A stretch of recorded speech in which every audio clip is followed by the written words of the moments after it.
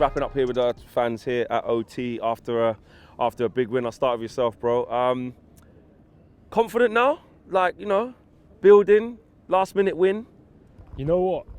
Before this game even, I was confident that we were going to beat Liverpool on Sunday. Oh, just regardless of what happened tonight? Regardless of what happened tonight. So even if... But at half time, I wasn't saying that. That's what I'm saying, bro. I mean, hold on a minute, like, if we would have lost... at the end, bro. But in terms of, like... Look, I hear in the fans, like, so much criticism. Look, Ollie's not going anywhere until the end of the season. So we might as well back him until the end. We might as well cheer on the team when they need us most. So, but those people are saying, I don't think Ollie's the right man. They're still in there supporting that shout. I don't believe he is at all. I don't think he's the right manager, but we all know he's not going anywhere. So we might as well get behind the team as much as possible. But before I say anything else, I just want to say big love to you and KG, man, because I'm literally at work, yeah? I've got you there, I'm working, I've got you I'm watching on YouTube, but it's not. Sorry, man, don't get in trouble by the line manager, you know what I mean? I don't want you, I don't want you like messaging me saying, Flex, you got me sacked, you know what I mean? You're saying that Ollie's not going to go anywhere, and do you think the conversation needs to move away from that, or do you think, no, that is what the biggest problem is? Do you know what? Ollie's a legend, innit? So we can't disrespect him, but we have to give him a chance. We just need to invest in midfield and defence. That's where we're struggling. So we need to put more money. We've got the front. The attacking options are there, but midfield, defence. Fred is not good enough for United. I'm not going to lie to you. We spend money on him, but we're done with him. So I think now it's time to invest in a good midfield, moving forward. Centre mid, to control the midfield, support the defenders, move the ball around. So he's saying spend more money. Since under Ollie's reign, we've had about over 400 million, and we've got a great team to show for it. But he's saying maybe give Ollie more money, get a centre midfielder, and trust him. Go again. Do you agree with that? Firstly, I just have to start off by saying, you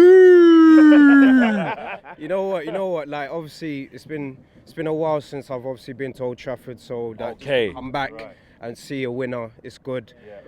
Obviously, the performance wasn't the best, but look, I agree with what both these guys are saying. Ollie's not going to be leaving anytime soon, so what we have to do as fans is just back the boys. We come to the stadium, we obviously pay so-and-so money to get tickets. Let's just support the boys. But my thing with that is, I hear what you're saying. No one is ever going to turn the TV on, no Man United fan anyway, turn the TV on and say, hope we get pumped, hope we lose.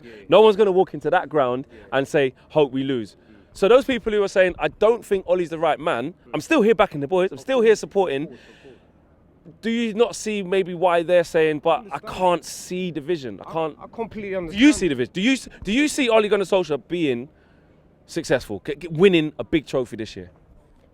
It's a big question mark, if I'm honest with you. Because of the performances, we're relying too much on individuals. I definitely feel that we need to sort of work out something in midfield. For me, playing Fred and McFred, it's not the way forward. For me, Ollie plays them to try and stop conceding goals, but we're conceding goals with both of them. Don't matter who plays. Doesn't matter who plays. So for me, I think you just have to play one of them with Pogba. Like, I just don't understand why Pogba doesn't play with either McTominay or Fred or maybe a Matic, so we can create for midfield. Pogba's class. When he come on today. When he come on, it's different levels. So for me, honestly, I'm just saying we got to just take it game by game. Going back to your first question, Flex, as well, about if United need to spend, look at what City have done, look at what Chelsea have done, look at what the top teams have done. They've spent money, they've invested money. So why not us to do the same? Like, obviously, in terms, we spent a lot of money. But look, 400. But look at. Okay, but hold on. Let me counter that then. All right. Okay. All right. Let me come over here. Then I'm gonna come to over here. Yeah. These guys are saying more money. Put more money. Right. We spent over 400 million, and we have a really good squad to show for it. Barring what we all say, the defensive midfielder, whatever. Do you agree that it's the problem here is just to keep investing like City? Keep it. No, honestly, like. I get that. I get what you're saying, right? That City keep investing money and all that, but I think City have only spent like 50 million more than us or something like that. It's not. It's no, man. Over the last. We're up that from since Sir Alex has gone. We're really close. Well, I think I agree that obviously everyone knows the DM position is a problem, right? So I agree that we do need to address that area, but I don't think with the squad we have, I don't think it's impossible to win a Premier League, and I don't think it's impossible to win a Champions League. I think the squad we have is more than capable of winning both of those trophies. And it's just how they're coached, whether that be putting Matic and Pogba in, like you said, or McTominay and Pogba, like you said, or even having two DMs. But I'm not saying that Ollie's just completely clueless on what he's doing, but I feel like there will definitely be a coach out there who can, with this squad, easily win, not easily, but challenge for a Premier League and win a Premier League or a Champions League. Which one though? So, not a chance. well, that's the question. You don't think this squad will win? Who would you bring in? He's saying that there's no one that's available to get. Yeah. Would Man United have to go and? So not Steve Bruce. No. Let's go over it. No. Let's not. And big up Steve Bruce, by the way. Big up Steve Bruce. Legend. Let's shift our focus to Liverpool. There's going to be loads to talk about in the midfield. Is Ollie the right guy, etc., etc. It's a big win today. If I flip it and try and bring the kind of positive vibe and say, you know what? That if you need some form of inspiration or a pick-me-up before you go into the Liverpool game, is that it? Winning like that? Well, let's be honest. We could have gone in 3-2 up at half time. We were playing shit. We could have gone up 3-2 up at half time. Rashford 1-on-1 got tackled from behind, should have shot earlier. Yeah. The first one he missed. The flag went up. I was in line with that. And if that had gone to VAR, most players nowadays put the ball in the back of the net, even if they think they're offside, because that VAR check can. I saw Harry Kane do that the other day. It can switch it. So I just think you need to put the ball in the back of the net. And he could have done it twice. He hit the crossbar, obviously. And then Fred had a right foot shot. Fred had the right. Anyone but Fred on his weaker foot. There. And Fred, everyone talks about he can't do anything. He did the hardest thing. Yeah. And he just couldn't put it in the back of the net. Yeah. And you just think, fuck's sake. And everyone was saying, why do we play Fred? Why do we play Fred?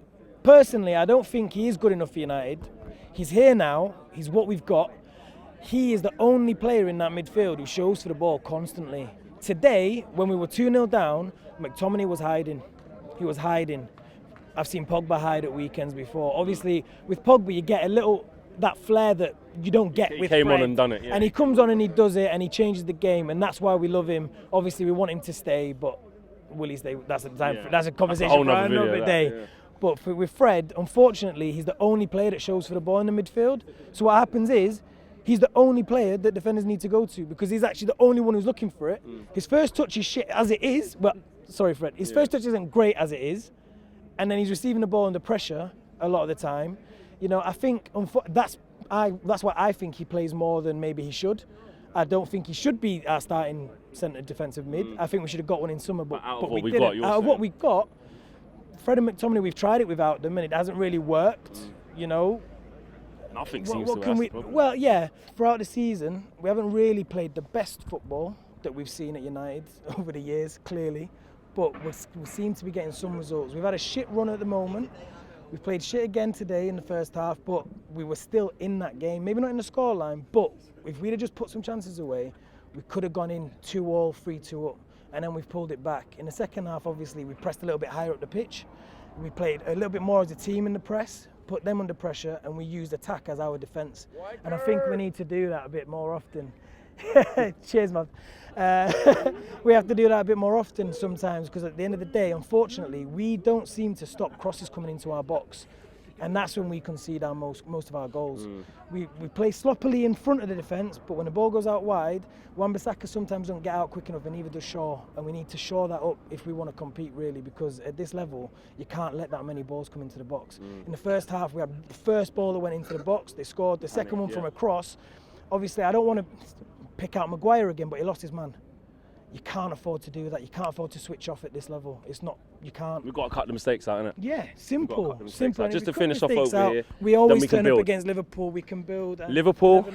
Oh God. I'm not looking forward to Liverpool at all. I think they're going to tear us to shreds. I'm dreading it with our the way that we're defending set pieces as well.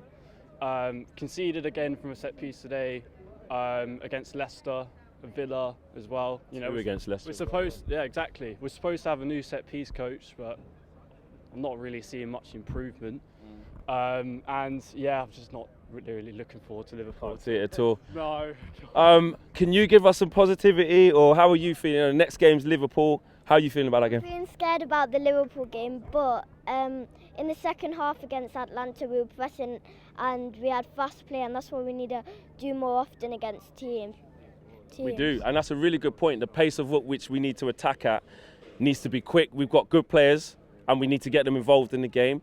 When you see Man United losing, the amount of games that we're losing, and maybe our form's going up and down, how do you see the progress? Do you think that we can win something big this year with this squad, with this manager? Well, I don't know. United are full of surprises. They win some, they lose some. Yeah. You don't know what will happen with them. Mm-hmm. And who was your standout player from today, bro? I think Rashford, because he's running in behind since he's come back. He's shooting. He's been a decent player for us. And he's got 2 goals since he's come back already. So Rashford was he your man of the match, Rashford, today, or was someone else your man of the match?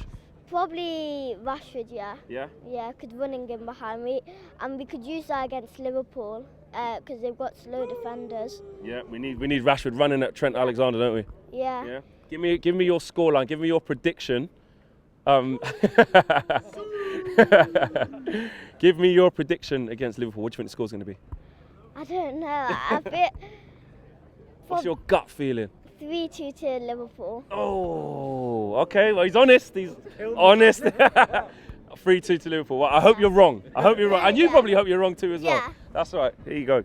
Put it there. Okay, we're finishing off here at Old Trafford. The fans have had their say.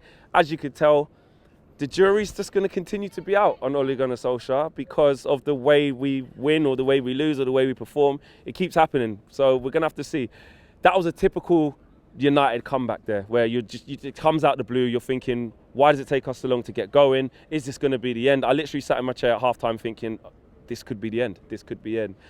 But the boys pulled out the bag. Can we beat Liverpool? A lot of people are saying we got no chance against Liverpool. They're going to come and do this, going to come and do that. Listen, it's a derby game. Anything can happen. I get why you wouldn't be the most confident. Exactly. But when you put it like that, I get it. But listen, it's a derby game and anything can happen. Smash a like on the video, guys. Subscribe if you're new. I'm out of here. Peace.